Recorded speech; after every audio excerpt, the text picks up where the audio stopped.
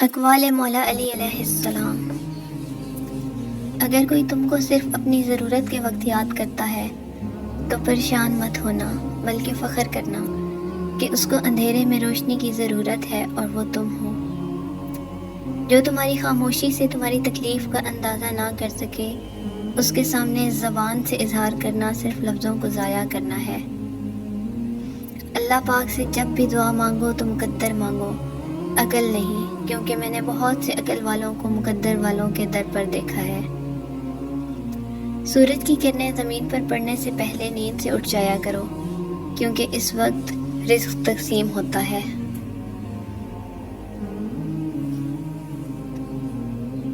کبھی تم دوسروں کے لیے دل سے دعا مانگ کر دیکھو، تمہیں اپنے لیے دعا مانگنے کی ضرورت نہیں پڑے گی۔